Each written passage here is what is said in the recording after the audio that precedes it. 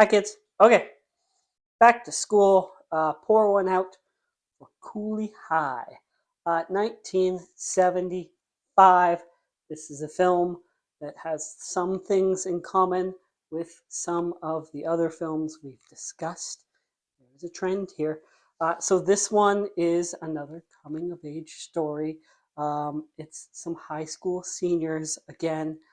This one is the writer looking back on his past, which we've seen numerous times.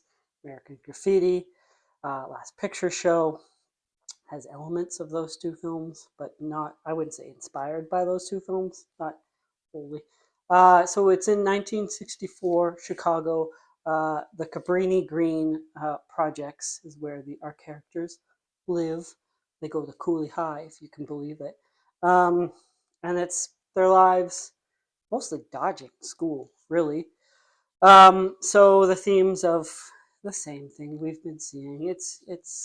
But also youth, friendship, and maybe addressing some of the misconceptions about life growing up in the projects. It can be fun. Um, so we have our two main characters. There's a lot of characters here. We have our two main characters. A lot of the people in the film are non-actors, but Preach is played by Glenn Turman. Sorry. Uh, how old is Preach? Well, he's 28 years old, so he is an old senior. I've seen that before. And then Cochise, his friend, he is played by Lawrence Hilton Jacobs, and he is 22 years old. Nice young fresh face. It is a young fresh face. So what is Cooley High known for, remembered for? Well, it's another one of these films. It's also a trend when we're talking about high school movies. It's got an amazing soundtrack. Depending on who you are, I would say better than American Graffiti. Um, the film had about $750,000 budget, made $13 million at the box office. That's not too shabby. It's also highly influential.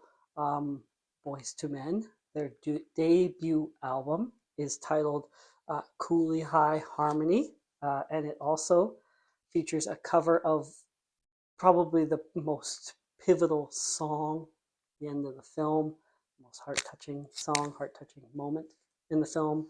It's so hard to say goodbye to yesterday. So you've heard that Boys to Men song. You didn't know it's from Cooley High. It's from Cooley High. Erica Badu has her alter ego, Loretta Brown, which she has lifted the name from Cooley High, and it's not even like a main central character. It's just a character. Um, Other things that this has in common with other high school films, like American Graffiti, we get the little write up at the end. It says, so and so did this. You have this at the end of Cooley High. Makes more sense at the end of Cooley High. Um, and then this is another lower budget film, as I mentioned, casting non actors. It feels a lot more real, more like 400 Blows opposed to American Graffiti. There we are, class. Thank you for watching. Like, subscribe, bye.